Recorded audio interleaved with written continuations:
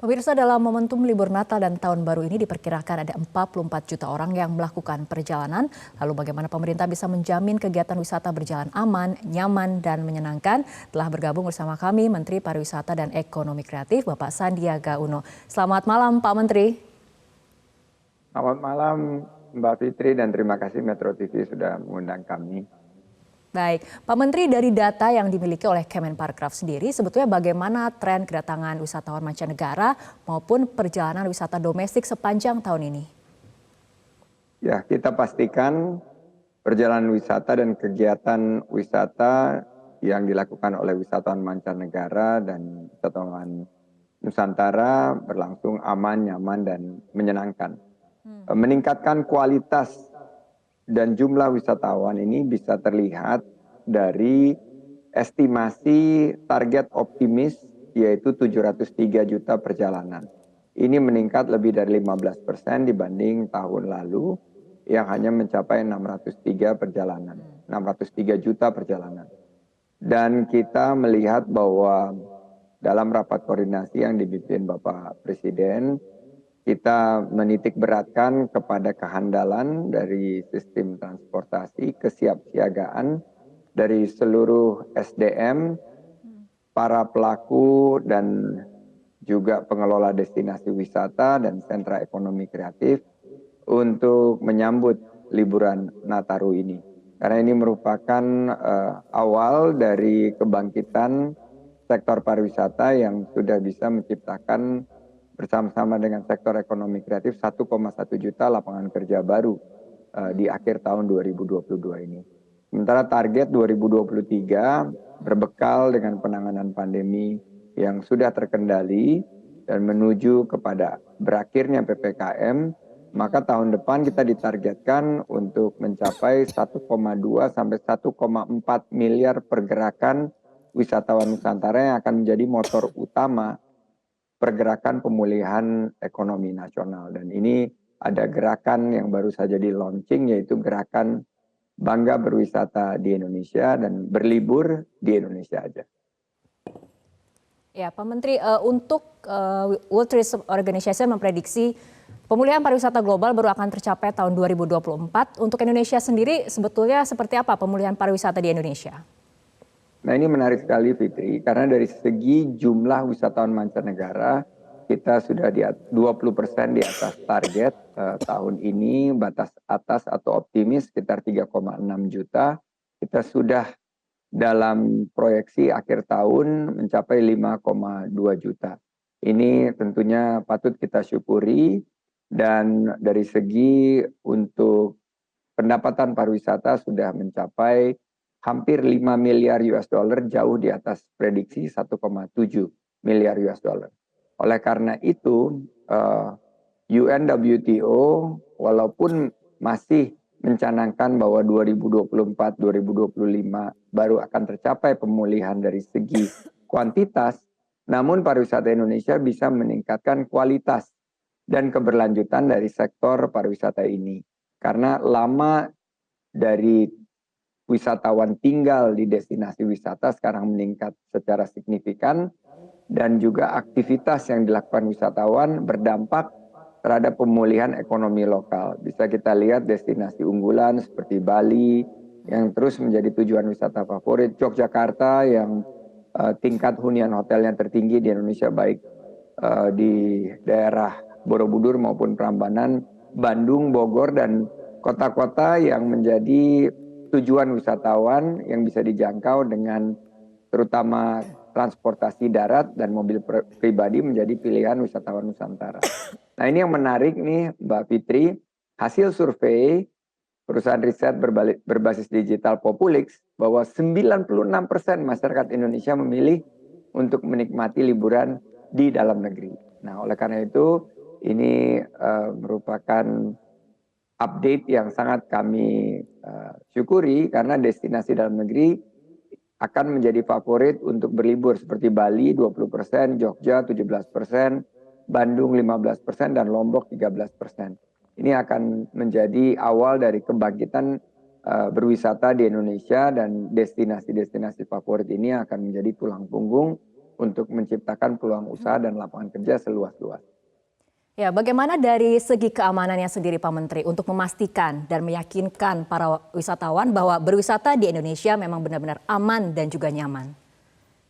Ya, kami sudah memberikan surat edaran bahwa pertama kita utamakan keselamatan, kita utamakan keamanan, kebersihan, dan tentunya karena kita masih di tengah pandemi, dan aspek keberlanjutan lingkungan yang ada dalam sertifikasi CHSE, Cleanliness, Health, Safety, dan Environmental Sustainability. Ini mulai dari destinasi wisata, fasilitas pariwisata seperti hotel, juga sentra-sentra ekonomi kreatif, wisata buatan, wisata outdoor yang banyak wisatawan menyerbu, dan ini mulai bergeser. Aspek tahun lalu ini adalah menjaga protokol kesehatan.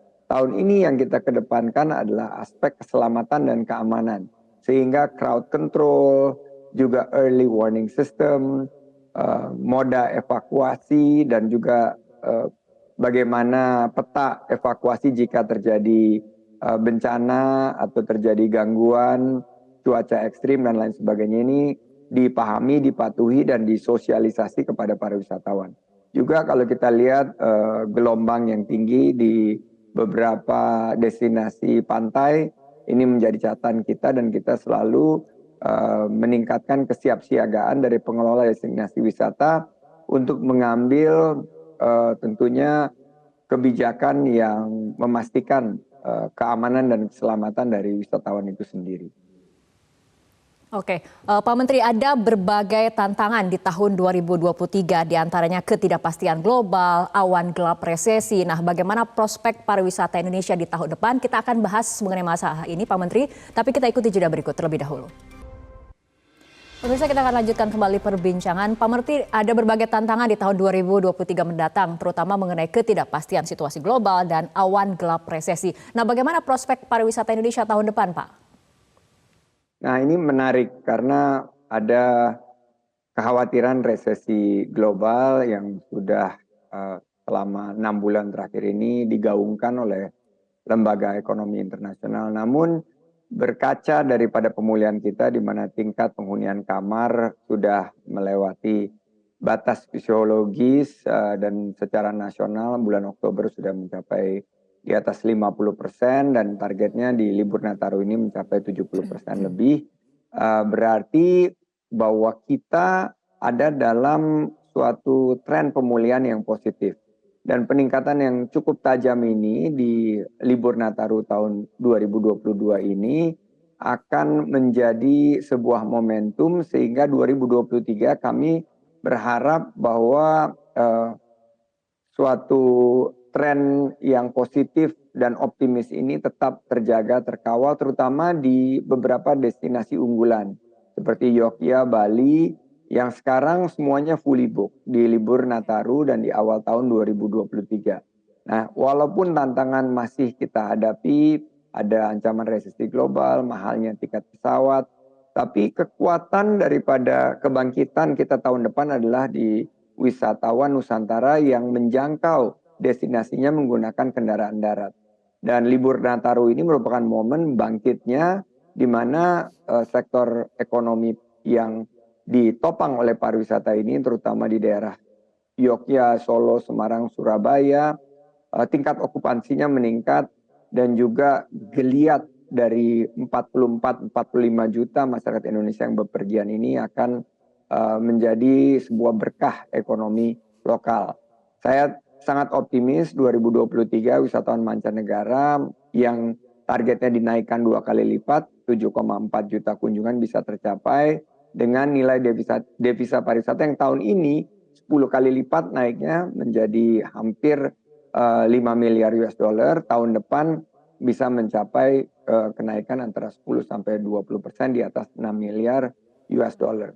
Nah, harapannya di 2024 target penciptaan lapangan kerja 4,4 juta di sektor parekraf ini bisa tercapai. Jadi singkat, saya sangat optimis. Saya yakin jika kebijakan kita untuk mengendalikan kepulihan ini bisa terorkestrasi dengan baik, sektor pariwisata akan menunjukkan kinerja yang tentunya membahagiakan dari segi dampak ekonomi kepada masyarakat untuk peningkatan taraf hidup dan kesejahteraan daripada 45 juta lebih masyarakat Indonesia yang menggantungkan hidupnya di sektor pariwisata dan ekonomi kreatif. Saya akan berjuang untuk itu. Oke, baik. Pak Menteri, tadi Anda katakan salah satu gerbong dari pariwisata Indonesia adalah wisatawan Nusantara ataupun wisatawan domestik seperti itu. Apakah ada paket-paket wisata ataupun strategi khusus untuk kemudian lebih mendorong geliat perjalanan wisatawan Nusantara atau seperti apa?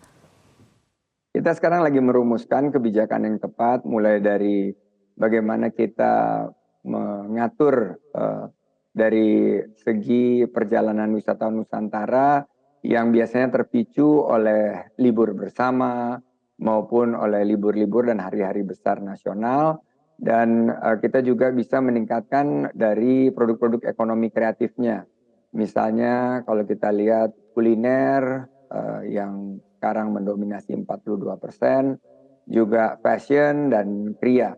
Juga ada strategi khusus di mana desa-desa wisata yang menjadi pandemic winner atau justru meningkat kunjungannya 30% di tengah pandemi ini akan menjadi penopang dari pariwisata yang berbasis ekoturism atau wisata. Wisata edukasi ini juga akan kita kembangkan, kunjungan sekolah-sekolah antar kabupaten untuk melakukan perjalanan yang tentunya ramah lingkungan, kegiatan-kegiatan yang melestarikan alam, ini akan menjadi andalan kita. Saya baru saja launching Pak Wisnu, paket wisatawan Nusantara. Ini ada 100 paket yang akan menjadi daya tarik utama. Dan fokus kita juga agar desa-desa wisata ini yang tahun lalu bisa memenangkan desa wisata terbaik dunia, menjadi daya tarik dari para wisatawan Nusantara. Kami memiliki keyakinan bahwa desa wisata jika dikembangkan ini akan juga meningkatkan kesetaraan dari pembangunan dan geliat ekonomi, bukan hanya di kota-kota besar saja pasca pandemi ini yang merasakan geliat ekonomi, tapi juga di desa-desa yang memiliki potensi wisata dan ekonomi kreatif. Oke, Pak Menteri, berbicara mengenai strategi, Kemenparekraf juga mengembangkan konsep wisata berkelanjutan. Ini maksudnya seperti apa, Pak? Jadi begini, Fitri, kalau Mbak Fitri pergi ke Bali misalnya, kami bisa menghitung carbon footprint dari kunjungannya, dari segi berapa banyak pohon yang harus ditanam untuk melakukan offset daripada emisi karbon yang telah kita sumbangkan. Sektor pariwisata dan ekonomi kreatif menyumbangkan 8% dari emisi karbon global.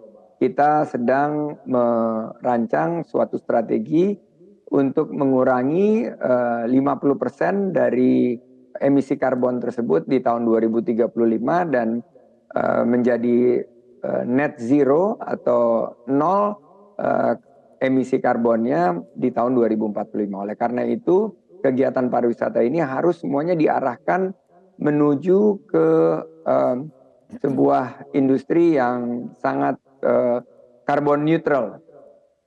Kami juga sekarang mendesain destinasi-destinasi wisata untuk menggunakan electric vehicle atau kendaraan berbasis listrik.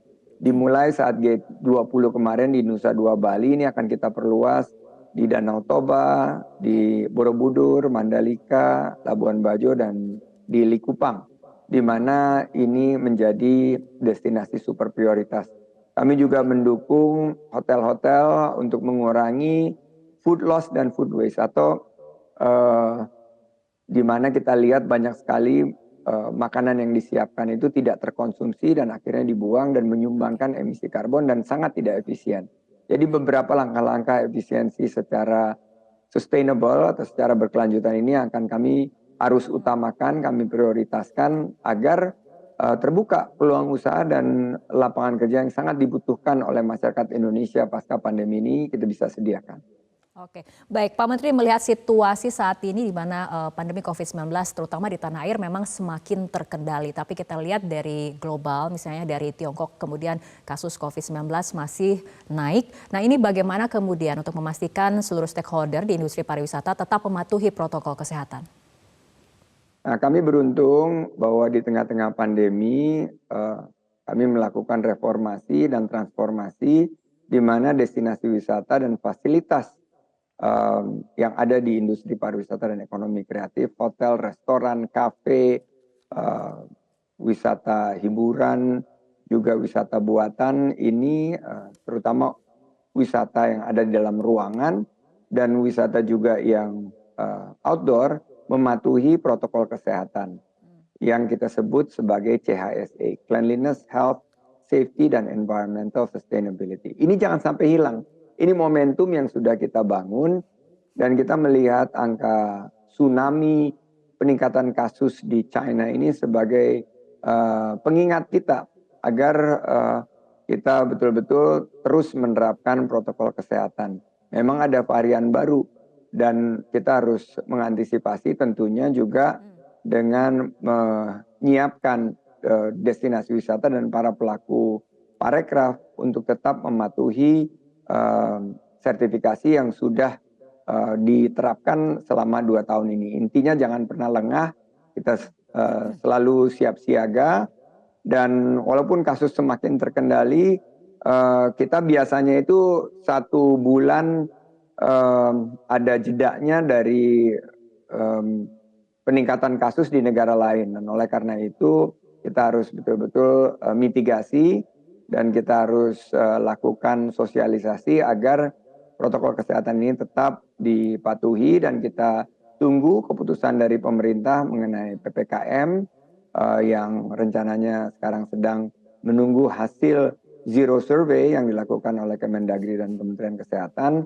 Jika hasilnya positif dan ini merupakan suatu bukti yang patut tentunya kita syukuri bahwa kita bisa mengendalikan pandemi yang di World Travel and Tourism Council Global Summit kemarin kita mendapatkan suatu pujian sebagai negara yang dengan jumlah penduduk yang besar, dengan kompleksitas daripada sektor-sektor ekonomi kita mampu mengendalikan pandemi dan juga mampu membangkitkan pariwisata sehingga kita naik 12 peringkat. Sekarang kita sudah di atas Malaysia, Thailand, Vietnam, dan Filipina. Dan ini tentunya harus kita jaga, jangan sampai nanti kalau ada peningkatan kasus juga akan berdampak pada ekonomi kita, khususnya pariwisata. Baik Pak Menteri, kita harapkan industri pariwisata Indonesia terus dapat tumbuh walaupun mungkin tahun depan ada berbagai tantangan ke depannya, tapi kita harapkan industri pariwisata Indonesia dapat terus tumbuh dan juga optimal. Baik, terima kasih Menteri Pariwisata dan Ekonomi Kreatif Bapak Sandiaga Uno berbincang telah di Prime Time News. Terima kasih.